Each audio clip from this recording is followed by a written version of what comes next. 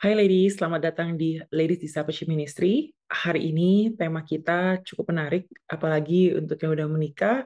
Kalaupun belum juga, pasti berguna banget untuk mempelajari bagaimana caranya kita bisa mengasihi ibu mertua dalam konflik. Sekalipun mungkin kita nggak punya ibu mertua atau ibu mertua kita baik sekali, siapa tahu dalam pertemanan kita ada teman-teman kita yang mau curhat kepada kita untuk menceritakan masalah rumah tangganya mereka.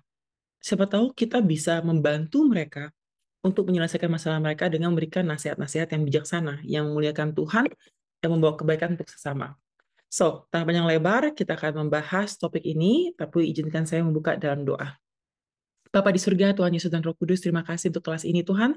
Terima kasih untuk semua ladies yang ada di tempat ini, maupun nanti yang mendengarkan di online. Kami berdoa Tuhan, agar setiap dari kami mengalami Tuhan, dan dipimpin oleh Tuhan, dan juga dipenuhi oleh Roh-Mu Tuhan, agar dalam kami hidup, kami bisa berhidup dengan segala kebaikan Tuhan dan hidup cemerlang di dunia ini. Kami juga berdoa Tuhan, agar kami bisa menjadi agen pembawa damai, dimanapun kami berada kepada keluarga kami, keluarga suami kami, ataupun dimanapun kepada teman maupun keluarga besar. Kami berdoa Tuhan, biar kami selalu menjadi agen perdamaian. Kiranya Engkau yang mendamaikan kami dengan Bapa di surga, menolong kami untuk bisa mengerti bagaimana caranya menyelesaikan konflik dengan sebaik-baiknya, agar nama Tuhan dipermuliakan dan membawa restorasi yang indah bagi kehidupan kami semua. Terpujilah Engkau Tuhan, kami bersyukur dan percaya dan berdoa. Haleluya, amin. Oke, so ladies, saat ini kita semua um, pasti mengalami banyak sekali masalah hidup ya. Maksudnya aneh banget. Masalah itu tuh bukannya kita semakin bukannya kita semakin udah tambah lama di dunia, harusnya masalah tambah dikit kan, kita udah semakin jago untuk bisa menangani emosi kita. Ternyata enggak. Masalah itu semakin banyak dan semakin banyak, dan seringkali kita juga bingung gimana caranya menghadapi masalah. Tapi sebenarnya, masalah bukanlah masalah. Ada seorang berkata seperti itu. Bagaimana cara kita memandang masalah dan menyelesaikan masalah, itulah masalahnya. Apakah itu masalah akan cepat selesai atau tidaknya? Tergantung cara kita memandang masalah tersebut. Kalau kita merasa masalah terlalu besar dan kita nggak mau menyelesaikannya, ya masalahnya akan terselesaikan. Tapi kalau kita memandang masalah dan berkata bahwa masalah ini masalah, tapi saya mau menyelesaikan yang sebaik-baiknya, masalah bisa terselesaikan. Banyak dari kita beranggapan bahwa iya, tapi kan enak banget ya untuk kalau nggak punya masalah. Ada masanya nggak punya masalah. Iya, kalau udah nggak ada di dunia ini, kita udah nggak punya masalah. Tapi orang yang kita tinggalkan bermasalah. Mungkin karena kita atau karena mereka sedih karena kita udah nggak ada lagi di dunia ini. Jadi artinya, selama kita hidup, masalah akan datang silih berganti. Jadi jangan ketakutan juga kalau lagi nggak ada masalah, nyari masalah, atau kayak, aduh, kapan ya masalah datangnya? Kok lagi enak banget ya, lagi tenang. Seperti air lah, ada masa pasang, ada masa surut.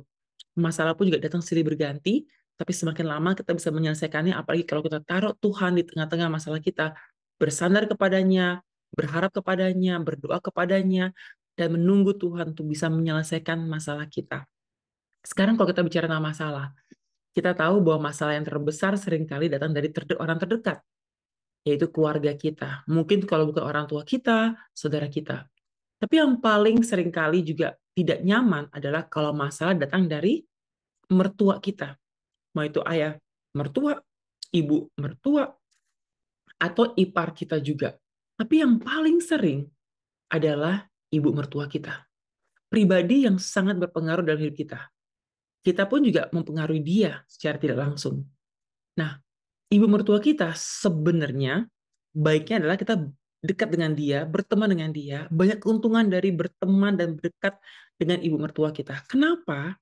Kenapa kita diuntungkan? Karena saat kita menghargai kehadirannya dan kebaikannya, kita pun akan merasakan banyak sekali manfaatnya. Karena dia adalah satu pribadi yang paling kenal sama suami kita atau calon suami kita. Jadi ini untuk yang single, calon suami ataupun untuk teman-teman kita, kalau yang udah married ini adalah yang paling kenal sama suami kita. Dia adalah orang yang pertama ada dalam kehidupannya suami kita.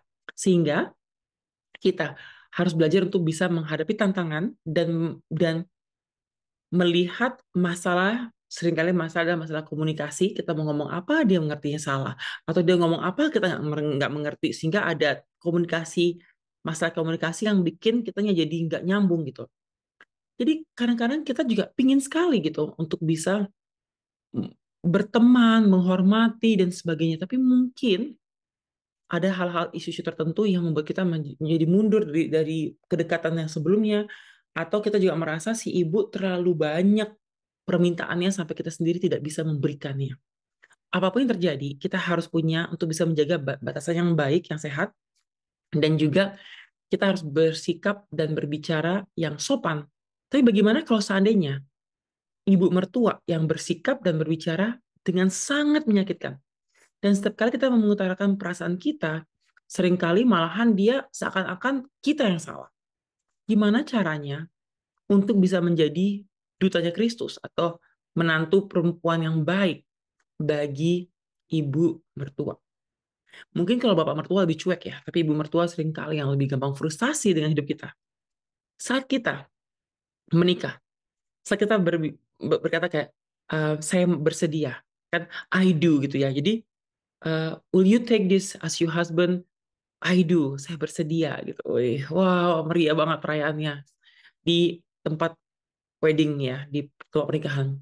Secara nggak langsung, komitmen kita adalah saya bersedia untuk punya keluarga baru, karena itu keluarga baru, saya bersedia untuk mencintai dia, untuk mendukung dia, untuk mendoakan dia, untuk merayakan dia, untuk menemani dia, semua hal kita bersedia dalam suka dan duka, dalam kekayaan atau kemiskinan, dalam sakit maupun sehat, kita bersedia untuk menemani sang suami.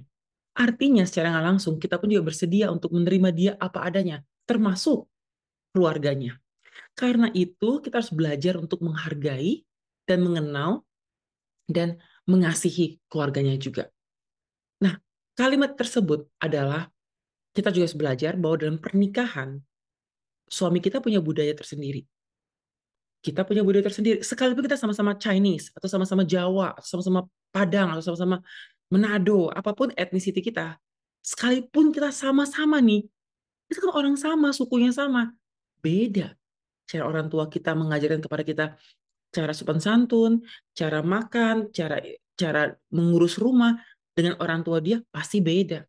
Sehingga ini bukan masalah budaya saja, bukan masalah bahasa, bukan masalah bangsa, bukan masalah agama, tapi masalah tradisi di rumah masing-masing. Sehingga dua menjadi satu ini artinya saya nggak boleh bawa 100% budaya keluarga saya, budaya orang tua saya. Dia nggak boleh bawa 100% budaya orang tuanya dia. Kita bersama-sama boleh mengambil apa yang baik dari kedua belah pihak. Ketemu di tengah, ini saya dan dia, kita membangun budaya baru. Oke, di budaya kita seperti apa? Oke, komunikasi seperti ini. Kalau lagi marah gimana? Oke, kalau lagi banyak uang gimana? Kalau lagi susah gimana? Kita diskusikan, kita atur bersama gimana cara yang terbaik. Kita bisa ambil apa yang baik dari keluarga kita, keluarga dia, tapi kita sendiri membuka, membangun budaya baru. Namun, sekalipun kita punya budaya baru nih dalam pernikahan, suami istri nih, kita bikin bangun budaya baru. Oke, kita harus gini ya. Kalau marah nggak boleh sampai besok ya. Terus kalau marah harus ngomong langsung ya, atau kebelum ngomong ya. Apapun kita lakukan yang beda sama orang tua kita, beda sama orang tua dia. Tapi kita pun masih berinteraksi dengan keluarga kita dan keluarga dia. Sehingga sekalipun kita punya tradisi yang baru, yang bagus banget kalau kita punya tradisi yang baru, tetap ada interaksi dari kedua orang tua, dari dua sisi. Artinya, kita tetap harus berhati-hati dan menjaga kedamaian dari keluarga kita maupun keluarganya dia. Tanpa kita sadari, ada kalimat yang mengatakan begini. Tanpa kita sadari, seorang ibu mertua mengalami banyak sekali perubahan. Kita mempelajari minggu lalu bagaimana cara kita bisa mengenal ibu mertua dengan sebaik-baiknya. 2 minggu lalu juga bagaimana caranya kita juga bisa, poinnya adalah kita bisa bersama-sama mengenal dan menghormati dan menjadi teman bagi beliau. Tapi ada saatnya kita juga harus mengerti betapa sulitnya untuk dia berbagi anak pria kesayangannya dia kepada kita. Itu hal yang sangat sulit. Nanti Anda kalau punya anak pria juga Anda akan mengalami ini nanti kalau anak itu mencintai perempuan lain. Sekalipun Anda senang asik dia dapat jodoh, ada rasa sedih. Karena anak ini Anda harus bagi dengan orang lain gitu. Nah, maka dari itu ada kalimat dari Denzel Washington ya, aktor terkenal bilang ini. Seorang ibu adalah cinta pertama anak lakinya. Seorang Em, jadi cinta pertamanya anak lakinya. Jadi suami kita, perempuan yang pertama dia cintai adalah ibunya saat dia masih bayi. Si ibu yang merawat dia, menjaga dia, mengajarkan kepada dia kebenaran dan sebagainya. Untuk seorang ibu, cinta sejatinya dia, cinta terakhirnya dia adalah anaknya. Dulu dia mencintai suaminya, dia tetap cinta sama suaminya, tapi cinta terakhirnya dia adalah anak prianya. Maka itu ibu dan anak pria itu sangat dekat sekali. Mungkin kalau anak perempuan lebih dekat dengan papanya, tapi kalau anak pria itu seringkali lebih dekat sama ibunya. Sekarang jadi pertanyaan ya, bahwa kalau ini adalah seorang pria, suami kita adalah cinta terakhir ibunya. Dan suami dan ibunya adalah cinta pertama suami kita. Kebayang nggak betapa kita harus menjaga agar mereka tetap saling mengasihi, menghormati, dan tetap menikmati kebersamaan mereka. Nah, itu menjadi pertanyaan bahwa apakah kita menantu yang baik? Nah, kita pasti ingin ibu mertua kita melihat kita nih sebagai seorang wanita yang kompeten, penuh kasih sayang, istri yang suportif, yang penuh dengan hormat, yang benar-benar mengagumkan. Kita pengen banget agar dia bisa menghargai kita. Nah, tentu saja cara terbaik untuk bisa menghargai bagaimana dia membesarkan suami kita, ya dengan menghormatinya, dengan mengembangkan hubungan dengannya. Dan sebenarnya ibu itu bukan musuh kita, bukan juga saingan kita, atau bukan juga orang yang merepotkan dalam hidup kita. Sebenarnya, untuk biar kita bisa mengasihi suami kita dengan sebaik-baiknya, kita mengenal ibunya. Karena melalui ibunya, kita belajar banyak sekali hal yang baru. Contohnya, kita bisa mempelajari kesukaannya suami kita apa aja. Ketidaksukaannya, hobinya, minatnya, kesamaan yang dia miliki, makanan masa kecilnya. Waktu masa kecil dia punya trauma apa. Terus kalau dia lagi marah, lebih baik dia diapain biar dia bisa tenang. Terus kalau dia lagi boros, gimana cara ngomongnya biar dia berhemat. Ibu lebih kenal, seringkali lebih kenal anaknya daripada kita yang cuma baru tahu setahun, 2 tahun, 5 tahun. Ibu ini kenal anak ini dari lama sekali gitu. Sehingga kalau kita punya masalah sama anaknya, bukan mengadu ke ibunya, tapi pengen tahu ibu mah gimana caranya untuk aku bisa bisa ngomong kayak gini biar biar suami nggak marah dan sebagainya. Siapa tahu kita belajar dari gurunya yang mengenal suami kita dengan baik gitu. Tapi kita juga harus mengerti bahwa di waktu bersamaan mother-in-law ini atau ibu mertua kita sedang berjuang untuk melepaskan putranya secara emosional sebagai peran sebagai ibu, peran sebagai pendamping. Karena sekarang ada kita dalam kehidupan tersebut. Mungkin ada rasanya seperti kalau ibunya itu nggak bisa manage emosi dengan baik, seperti saingan, atau jadi irian, atau membandingkan hidupnya dengan orang lain, atau mulai menegur kita dengan cara yang dia nggak suka, cara kita berbicara pada suami, pada anaknya, atau mengurus rumah anaknya. Jadi kita harus belajar juga mengasihi dia, menghormati dia, belajar dari dia, tapi juga harus tahu apa yang dia alami.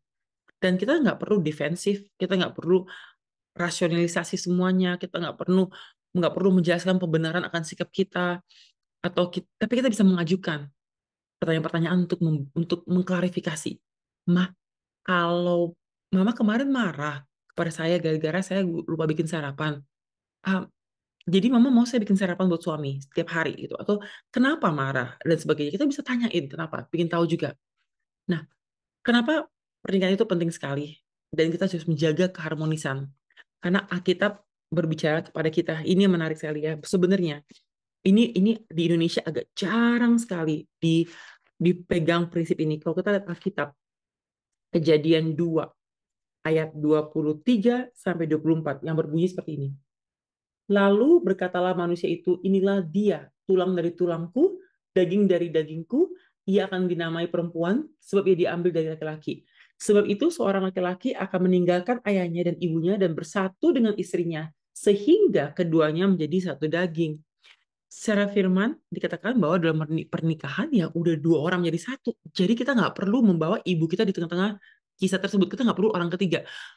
Pribadi ketiga adalah Tuhan dalam pernikahan, bukan orang tua kita.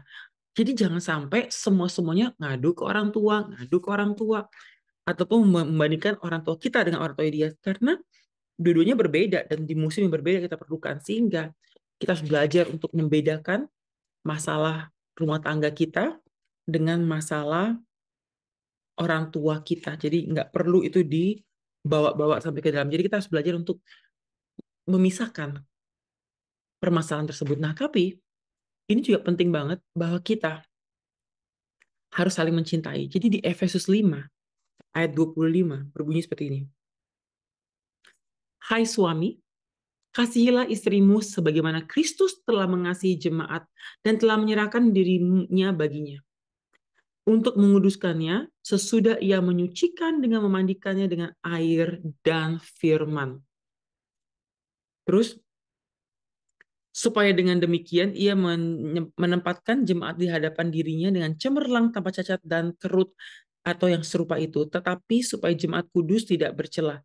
Demikian juga suami harus mengasihi istrinya sama seperti tubuhnya sendiri. Siapa yang mengasihi istrinya, mengasihi dirinya sendiri. Ini penting banget untuk kita ingat bahwa suami harus belajar untuk mencintai atau to love your wife. Ini menarik sekali. Kenapa? Karena Alkitab berkata bahwa husband love your wife. Tapi kalau di untuk wanitanya, woman honor your husband, menghormatilah suamimu. Jadi ternyata bahasa kasih dari wanita dan pria ini berbeda. Suami perlu dihormati, wanita perlu istri perlu dikasihi, dicintai, diinginkan. Kebutuhannya sangat berbeda. Jadi jangan sampai di tengah-tengah konflik antara ibu mertua dan kita lupa untuk menghormati suami kita. Kita lupa untuk mengaplikasikan 1 Korintus 13. Kasih adalah sabar, baik, tidak iri, tidak memamer, dan sebagainya. Itu semua kita perlu aplikasikan dalam kehidupan kita. Maka dari itu, penting sekali saat ini, karena kerusakan manusia, kerusakan dunia, kerusakan manusia karena dosa, kita seringkali berhadapan dengan manusia-manusia yang terluka karena trauma, terluka karena apa, sehingga mereka punya sikap seringkali tidak seperti yang kita harapkan.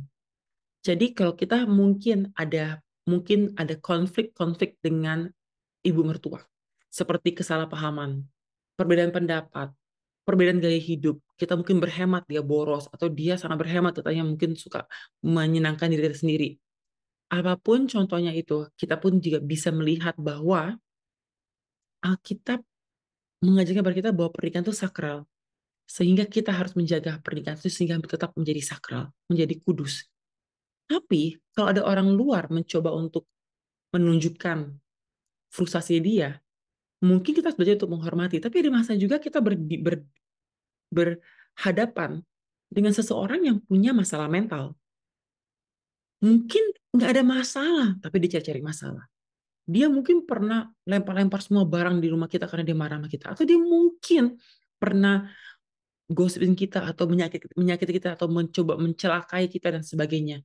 Atau dia memberikan cerita fakta yang sebenarnya. Apapun itu bisa terjadi. Kenapa? Karena manusia rapuh dan dosa masuk. Dan beberapa orang memang punya gaya hidup yang seperti itu, yang memang hatinya tidak baik gitu. Jadi waktu dia menikah dengan suaminya, pak mertua kita, memang dia adalah pribadi yang kasar, jahat, suka demanding, tapi mungkin dia perlu anaknya sebagai fansnya dia.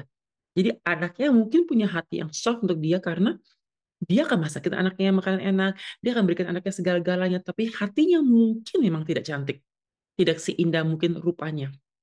Ada, tapi juga kebanyakan mertua itu adalah pribadi yang baik, tapi memang ada mertua. Sama kayak menantu, ada juga menantu yang jahat, yang pelit, yang membatasi keluarga suaminya untuk menikmati hasil keringat suaminya. Ada juga. Semua orang bisa menjadi jahat. Kalau Tuhan tidak berkata dalam hati kita, kalau kita menganggap semuanya itu hal yang gampang, kita nggak diubahkan oleh kebenaran firman Tuhan, kita bisa jadi jahat. Ibu mertua bisa jadi jahat. Jadi sebenarnya kalau kita bilang toxic mother-in-law gitu ya, kita pun juga mungkin harus belajar bahwa mereka juga bisa berperilaku yang menyakitkan. Sehingga kita pun juga sebagai manusia harus belajar untuk hati-hati. Tapi jangan sampai dipukul rata bahwa dia lagi galak, kita bilang dia toxic atau dia racun gitu. Atau kalau dia lagi mungkin lagi sedih, lagi lagi stres, banyak banyak masalah, kita pikir ah, enggak, dia yang merepotkan dan sebagainya. Kita juga harus belajar untuk bisa mengerti apa yang dilakukan dan kenapa dia melakukan apa yang dilakukan. The reason behind why they do what they do gitu. Jadi kita juga harus belajar untuk bisa melihat ini semua dari kacamata yang berbeda gitu. Um, tapi apa sih ciri-cirinya ya?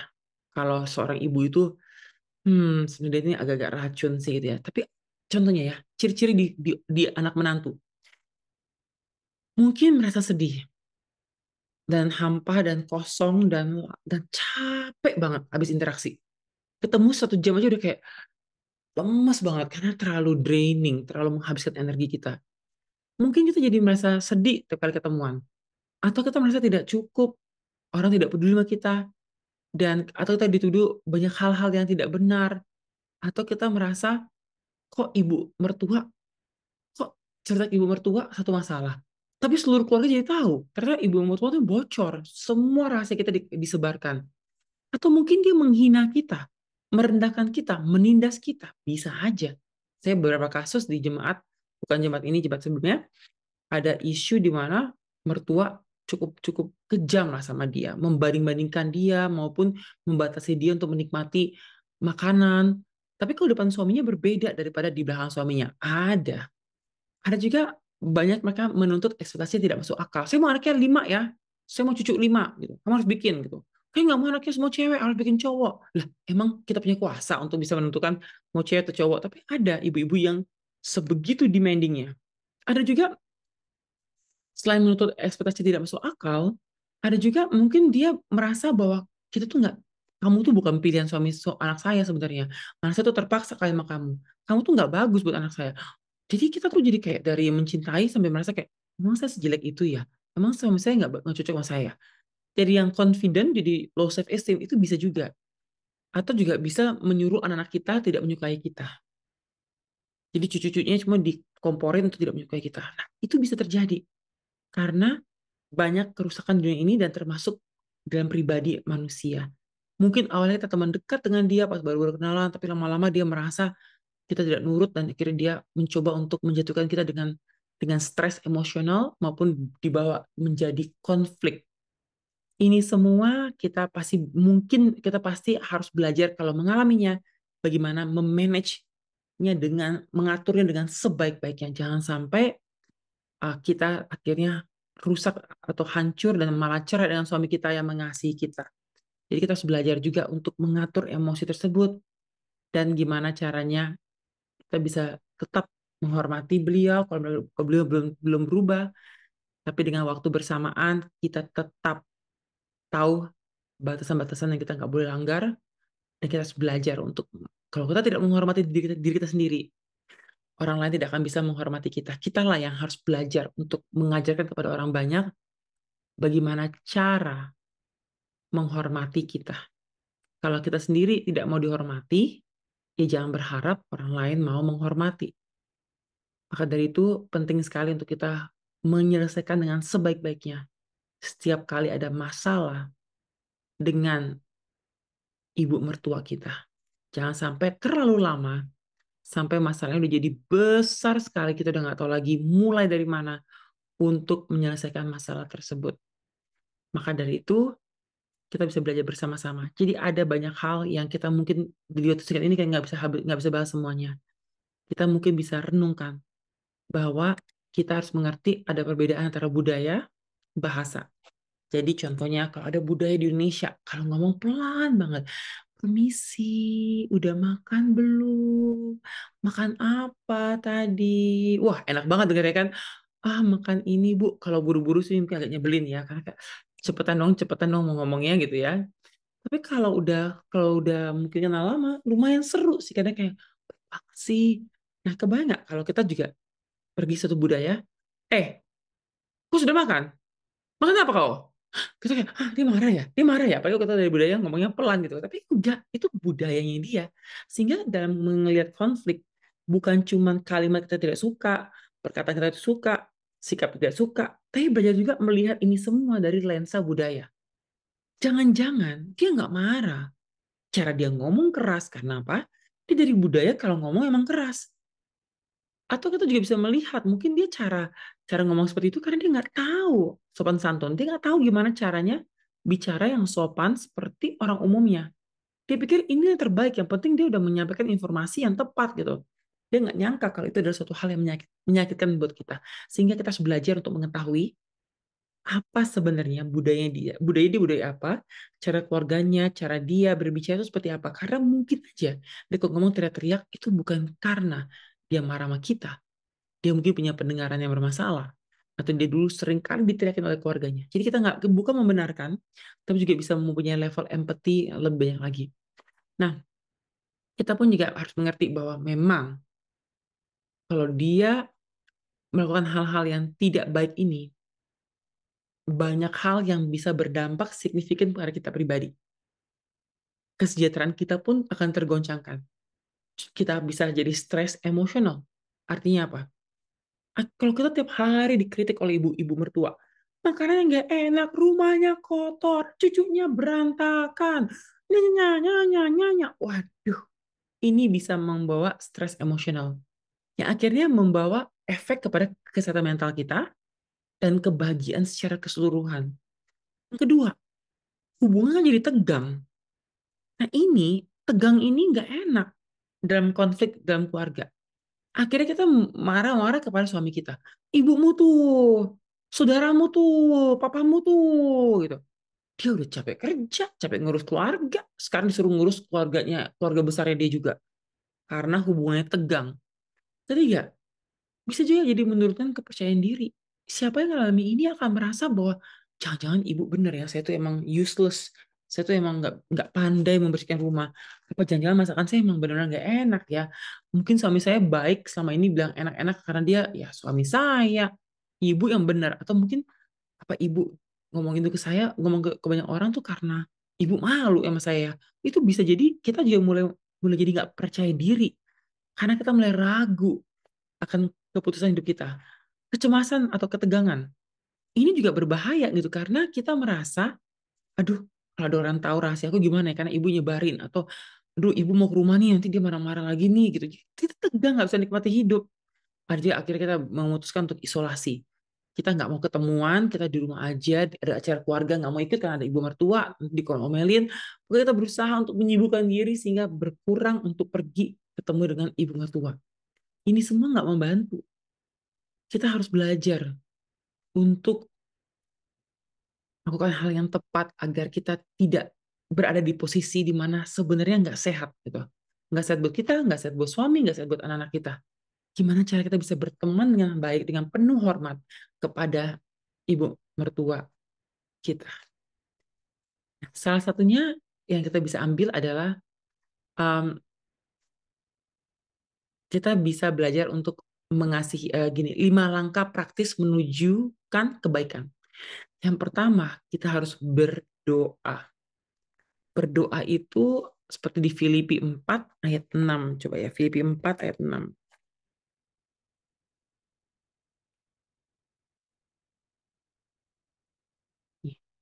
Janganlah hendaknya kamu khawatir tentang apapun juga, tetapi nyatakanlah dalam segala hal keinginanmu kepada Allah dalam doa dan permohonan dengan ucapan syukur.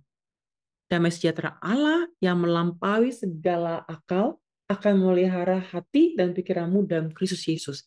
Artinya, kita bisa melihat di sini bahwa kita harus kebaikan hati kita itu harus dirasakan oleh semua orang agar kita tidak khawatir dan percaya bahwa Dia adalah Allah yang pembawa damai sejahtera di rumah tangga kita, di keluarga kita, di mana kita berada. Dia adalah sumber damai sejahtera. Kita bisa menjadi agen yang membawa damai sejahtera tersebut kemana-mana. Sehingga kita harus memberikan teladan bagi ibu mertua kita. Dikatakan juga di Filipi 4 ayat 6, jangan khawatir akan apapun juga, semua tuh kita bisa minta kepada Tuhan dengan permohonan kepada Tuhan. Kita pun juga harus belajar bukan hanya mengerti bahwa pertama Tuhan mendoakan, yaitu Tuhan mau kita meminta kepada Tuhan, Tuhan sanggup merestorasi, Tuhan sanggup menegur kepada orang yang tidak baik kepada kita, Tuhan sanggup menuntun mereka dalam roh dan kebenaran. Kita harus perlu belajar untuk kebaikan kita adalah komunikasi. Berikutnya adalah komunikasi. Doa, komunikasi. Kita harus belajar untuk mengkomunikasikan dengan cara yang dia bisa ngerti. Kalau contohnya, kalau dia marah-marah, "Kamu rumahnya nggak bersih, Ibu. Ini kan baru selesai masak, saya belum bersih-bersih. Ada masalah apa, Ibu? Apakah Ibu punya masalah lain atau apa?" Atau kita bisa mencari tahu bahwa, "Ibu, saya minta maaf, Ibu mungkin lain kali kalau ke rumah boleh nggak telepon dulu sehingga saya bisa bersih-bersihin rumah ini juga gitu. Karena dengan anak kecil susah Bu untuk bersihinnya. Tapi kalau Ibu mau ke sini, saya ingin menghormati Ibu dan saya ingin rumah ini menjadi nyaman." Komunikasikan, atau, "Ibu, saya kemarin sedih loh. Rahasia saya Ibu ceritakan ke banyak orang. Saya pikir kan saya cuma cerita ke Ibu aja. Ibu jangan lagi dong, saya mohon." Komunikasikan frustasi kita, atau dia pun juga sama. Sehingga kita bisa dengan mengerti dan mengubah apa yang nggak baik. Uh, Action of kindness, atau tindakan kebaikannya. Ini kita bisa um, pelan-pelan hidup benar, menyenangkan ibu mertua kita. Sekalipun dia lagi jahat atau apapun, kita belajar untuk bagaimana cara menghormati dia, menyenangkan dia, tapi ada masa kita tidak lakukan apa yang dia inginkan. Jadi mundur juga nggak apa-apa untuk membawa kebaikan. Kita juga yang pasti perlu kesabaran dan pengampunan. Kita sabar karena ada proses waktu. Pengampunan adalah mengampuni dia, mengampuni diri kita sendiri, mengampuni suami kita, dan mengampuni Tuhan yang mengizinkan kita mengalami ini semua. Akhirnya adalah dalam kita mengasihi, ada cinta kasih, ada kesetiaan, dan juga ada sabar. Jadi kita belajar untuk mencintai, mempercayai. Ini kita nggak bisa mengasihi seseorang kalau kita nggak percaya kepadanya. Kita nggak bisa percaya kepadanya kalau kita nggak berpikir dia baik dan tidak punya intensi yang jahat kepada kita. Maka dari itu kita perlu sekali untuk mempelajari gimana caranya. Kalau melihat konflik, kalau bisa selesaikan dengan sebaik-baiknya dengan sebagai wanita dewasa dengan wanita dewasa. Nggak perlu sebelum ini, kalau memang tidak bisa terselesaikan, baru kita bisa minta pertolongan dari orang lain. Tapi kalau bisa, singkirkan dulu suami kita, bapak mertua, saudara dia, saudara kita, keluarga kita. Kita langsung ngobrol dengan ibu mertua. Ada apa, mah? Apa yang bisa saya bantu? Apa salah saya? Tegur saya kalau saya salah, dan ayo kita diskusi. Apa yang kita bisa berubah dan bagaimana. Yang kedua, kita harus mempelajari bagaimana budayanya dia menyelesaikan masalah. Ada budaya di Indonesia, kalau menyelesaikan masalah, diam aja, diam sampai orang lupa. Ada di Indonesia budaya kalau ada masalah langsung ngomong, hantam, apa masalahnya, apa gitu. Ada juga. Kita harus belajar itu. Yang ketiga, kita pun juga harus belajar untuk jangan sampai ketidakharmonisan ini berefek kepada anak cucu kita, anak cucunya dia, anaknya kita, atau ke suami kita dan sebagainya. Kita menjaga keharmonisan. Tapi kalau kita merasa keempat, kalau kita dalam posisi berbahaya, karena ada memang ibu-ibu yang punya mental issue gitu ya, kita bisa mulai belajar untuk mengerti apa karakter atau mental issue problemnya. Apakah dia seorang, contohnya, narcissism, NPD, narcissistic personality disorder, atau dia seorang like a highly depressed, atau dia seorang yang mengalami PTSD karena post trauma syndrome itu, atau dia mengalami apa, sehingga kita bisa tahu bukan cuma kita mau berinteraksi dengan baik dengan dia, siapa tahu Tuhan pakai kita untuk menjadi penolongnya gitu. Jadi cari tahu, ada hal yang bisa berubah, ada yang nggak bisa berubah. Kita harus belajar untuk beradaptasi dan untuk mengatur hidup kita dengan sebaik-baiknya. Maka dari itu konflik akan terjadi dengan teman, dengan pasangan kita, dengan keluarga kita, dengan mertua kita, dengan saudara ipar, bisa kapan saja terjadi. Tapi yang pasti, yang penting adalah jangan sampai kita terluka dan hancur karenanya. Kita belajar juga untuk mengatur emosi, kita juga belajar untuk bisa mengatur pertemanan, untuk bisa mengatur networking kita dengan sebaik-baiknya. Karena dalam kisah cinta, ada trust, kepercayaan, forgiveness, pengampunan, and love, kasih, dan relationship. Ini penting sekali. Kita nggak bisa mengasihi seseorang, kita nggak bisa percaya, kita nggak bisa mengampuni kalau kita nggak mengasihi. Kita pun juga perlu relasi dalam usaha untuk bisa berdamai dengan sama kita. Ada masanya memang benar-benar menyeramkan, di mana kita melihat bahwa ibu mertua kita punya kapasitas untuk menyakiti kita, tapi seringkali orang terluka melukai orang lain. Maka dari itu kita jangan sampai berhenti untuk mengasihi sekalipun mereka tidak layak, tanda kutip, dikasihi. Kita bisa menjadi agen perubahan, suami kita bisa menghargai hal tersebut, dan kita pun juga tetap bisa bangkit sebagai anak-anak terang dimanapun kita berada. Kita adalah agen-agen perubahan. So ladies, saya berharap penuh konflik akan terjadi. Kita bisa salah ngomong, salah sikap, salah cara pembicaraan, bisa terjadi. Tapi kita harus belajar untuk mengasihi satu wanita yang sangat dikasih oleh suami kita. Wanita yang membesarkan suami kita. Terlepas dari kekurangannya, mari kita belajar untuk bisa menghormatinya, dan belajar juga untuk berhati-hati kalau memang dia seringkali menyakiti kita dengan cara tidak benar. So ladies, jangan khawatir. Karena Tuhan mengampuni kita, Ia pun mau juga kita mengampuni sesama kita, termasuk ibu mertua dan bapak mertua. Maka dari itu, kita harus belajar untuk tetap hidup seperti ajaran Kristus, karena hanya dalam situlah kita dimampukan oleh Tuhan untuk bisa melayani umatnya. So ladies, siapa tahu pelayanan Anda adalah saat ini di keluarga suami Anda. Siapa tahu. Dan jadilah anak terang, terbuka untuk kemuliaan Tuhan, dan biarlah Tuhan dipermuliakan. So ladies, saya mau tutup dengan percaya penuh bahwa konflik tetap ada. Cara kita menyelesaikannya adalah cara yang kita harus pelajari terus-menerus, sehingga lama-lama masalah menjadi sangat kecil. Dengan mudah kita bisa menyelesaikan masalah tersebut. So many blessing to you. Saya berharap pernikahan Anda, ibu mertua Anda, atau calon ibu mertua Anda adalah pribadi yang sangat baik, sehingga kita semua bisa punya sahabat baru, teman sepekerja, guru besar di rumah kita yang bisa mengajarkan kita hal-hal yang mungkin hanya dia yang tahu. So jangan sampai kita musuhan, kita sia-siakan. Marilah kita jadi menantu yang baik untuk ibu mertua yang bisa bersyukur. Tuhan berkati. Sampai jumpa di minggu depan. Saya akan tutup dengan doa ya.